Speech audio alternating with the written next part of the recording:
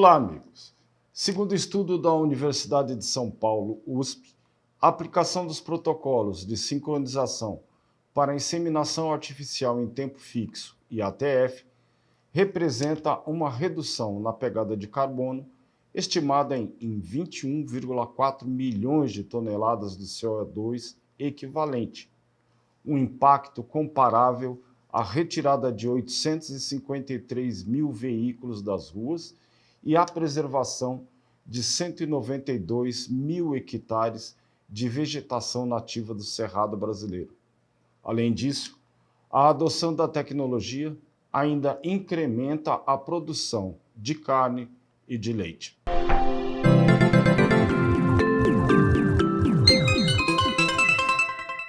Para nos falar mais sobre esse estudo, nossa convidada é Vanessa Romário de Paula, analista de P&D, pesquisadora da Embrapa Gado de Leite e coautora da pesquisa. Seja bem-vindo, mestra Vanessa, é um prazer conhecê-la. Uma honra estar aqui podendo falar um pouquinho sobre isso. O que despertou a necessidade de um estudo para conhecer a pegada de carbono na prática de IATF? Primeiro, porque se fala em ganhos, né? Acho que os ganhos na questão do manejo reprodutivo, os ganhos de eficiência de rebanho, esses já estão bem conhecidos, bem estabelecidos. Quando o tema é sustentabilidade, às vezes falar que uma tecnologia, uma prática é mais sustentável, ela fica muito subjetiva, né? Então, o interesse da pesquisa era o quanto realmente é mais sustentável, se realmente tem a redução, quanto é essa redução. Então, o estudo partiu de uma hipótese, né, de que realmente havia ganhos, e o que a gente fez foi modelar um sistema a partir de uma informação de protocolos de IATF aplicados em rebanhos bovinos de corte e também de leite, para avaliar, né, usando a tecnologia e sem usar a tecnologia, qual seria esse ganho, né? Então, partiu de uma informação de rebanho, por exemplo, real, tá?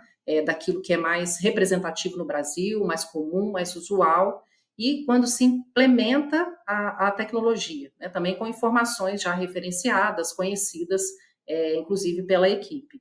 E aí a gente conseguiu quantificar essas diferenças, e aí consegue quantificar numa metodologia que você vê não só a emissão animal só da fazenda, mas ganhos em eficiência de uso da terra, em uso de recursos, por exemplo, na parte de alimentação, no uso de insumos, então a redução a nível sistêmico, né? E a nível de pegada de carbono, que é por unidade de produto.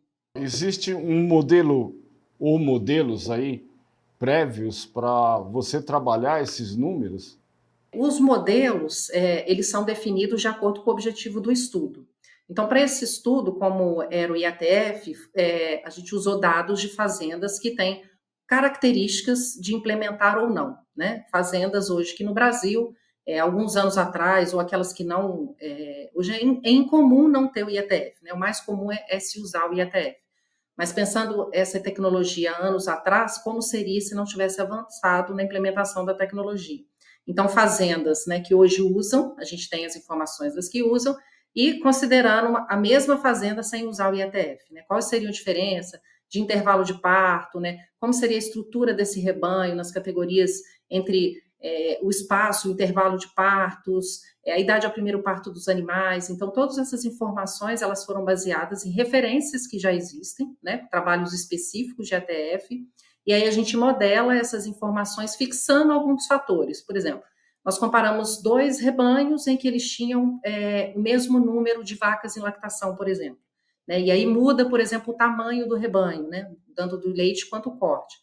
Só em números de animais que a gente conseguiu identificar, a diferença quando tem no IATF, você tem um aumento de produção de carne, um aumento do rebanho. E no sistema leite, o que se percebe é que a gente consegue mostrar que no leite o rebanho diminui. Então, o rebanho passa a ser mais eficiente, um menor número de animais, para produzir a mesma quantidade de leite.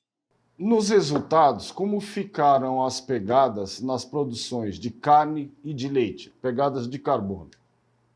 A pegada de carbono do sistema carne, a gente, em modelagem que nós fizemos, a gente chega num sistema de produção em ciclo completo, 27,9 quilos de CO2 equivalentes por quilo de carne. Mas carne que a gente fala aqui é o animal peso vivo, desconsiderando a questão do aproveitamento de carcaça. Isso comparando com o sistema hoje tradicional no Brasil, de referência, que nós temos número médio, a pegada está em 41,4 quilos de CO2 equivalente por quilo de peso vivo. Então, a gente tem uma diferença aí de redução da pegada de carbono com a implementação do IETF de 49% de redução.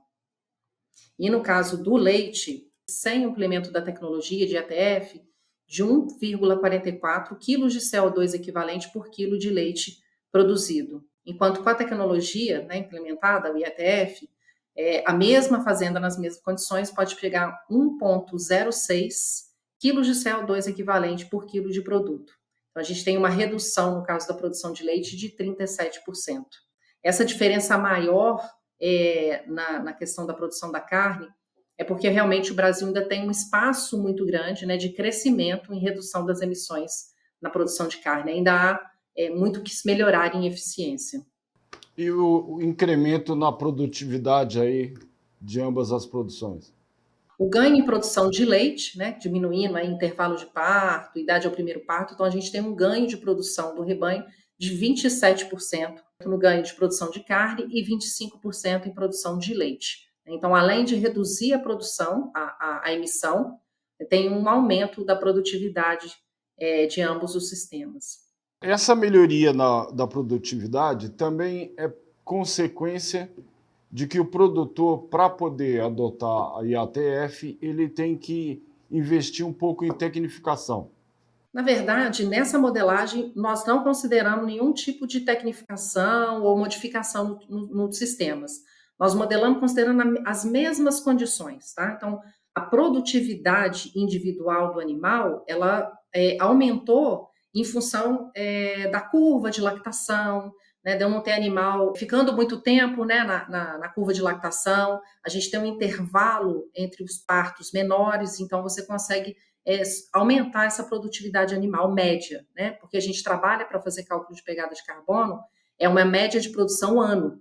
Então, não é uma média individual por animal, a gente não fez uma modelagem animal, a gente fez uma modelagem de rebanho. Então, a gente tem esse ganho de produtividade no leite. Na carne, é porque, em função do IETF, eu consigo produzir muito mais carne, muito mais animal, muito mais bezerro nascendo, eu tenho uma otimização aí dos nascimentos, então eu consigo disponibilizar mais animal, mais bezerro para engorda, para crescimento, para integrar ao ciclo. O que um estudo dessa qualidade, magnitude, representa para as indústrias aí, fornecedores de insumos para a IATF e para os produtores em geral? Eu acho que o ganho não é só para a empresa, nem é só para o produtor, eu acho que é um indicativo de políticas públicas também. Então, que o caminho da tecnologia, de IETF, de protocolos de manejo reprodutivo, eles são realmente assertivos, eles trazem ganhos de eficiência, e o ganho de eficiência, ele traduz para o produtor em rentabilidade, ele traduz, pensando em política pública, em o Brasil sendo mais eficiente, tendo produtos mais sustentáveis aí disponíveis, se a gente pensar na carne, que é um produto de exportação, o leite para atender o mercado interno, que precisa crescer, o Brasil ainda não é autossuficiente. Então, aumentar a produtividade, aumentar a eficiência e pensando que está otimizando o uso da terra também, que é outro gargalo, a gente vem combatendo, falando de redução do desmatamento, de mudança de uso da terra, de abrir área de pastagem.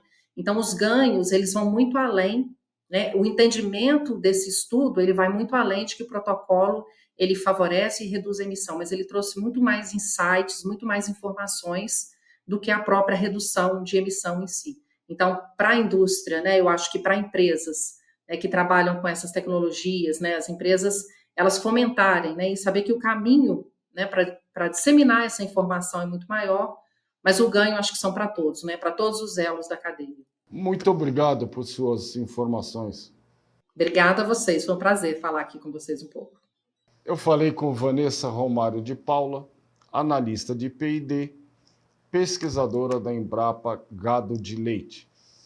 Esse foi mais um DBO Destaca, e não deixe de conferir outros conteúdos no portal DBO e revista DBO todos os meses à sua disposição.